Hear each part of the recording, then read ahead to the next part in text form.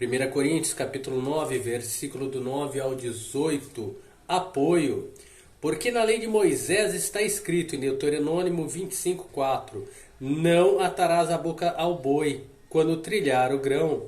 Apresenta basicamente o que Jesus disse em Lucas 10:7. Porventura tem Deus cuidado dos bois? Se o Senhor cuida de um animal servil, e certamente Ele faz isso, quanto mais cuida de nós por aqueles que levam o seu evangelho ao mundo? Ou não diz certamente por nós? Certamente que por nós está escrito, porque o que lavra deve lavrar com esperança e o que debulha deve debulhar com esperança de ser participante. Se nós vos semeamos as coisas espirituais, será muito que vós recolhamos as carnais. O pronome nós revela que o argumento não se aplica apenas ao caso de Paulo, mas também a todos os pregadores do Evangelho. Se outros participam deste poder sobre vós, por que não é mais justamente nós? Parece que esse mestre, quem quer que fossem, eram bem pagos, enquanto Paulo não recebia nada. Mas nós não usamos deste direito.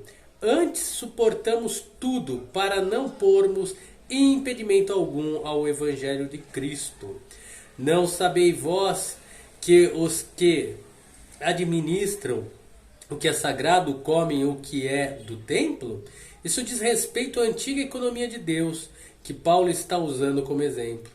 E que os que de contínuo estão junto ao altar, participam do altar, isso diz respeito a certas porções dos sacrifícios dados aos sacerdotes.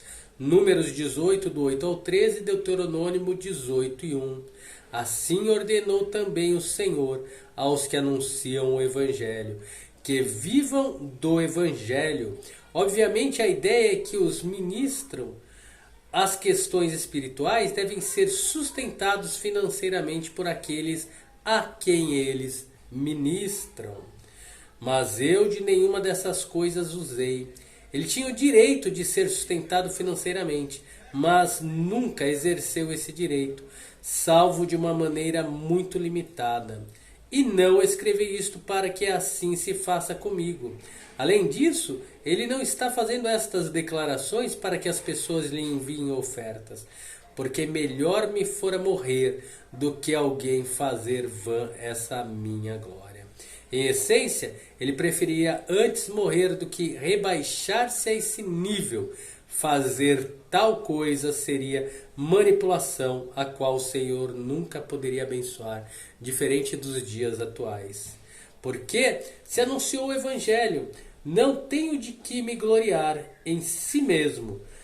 Embora fosse um apóstolo, gloriar-se disso estava fora de questão, pois me é imposta esta obrigação, e ai de mim se não anunciar o Evangelho. Isso revela uma compulsão moral esmagadora. E, por isso, se o faço de boa mente, terei prêmio, a recompensa vem do Senhor. Mas se de má vontade, apenas uma dispensação me é confiada. A palavra dispensação quer dizer administração ou mordomia.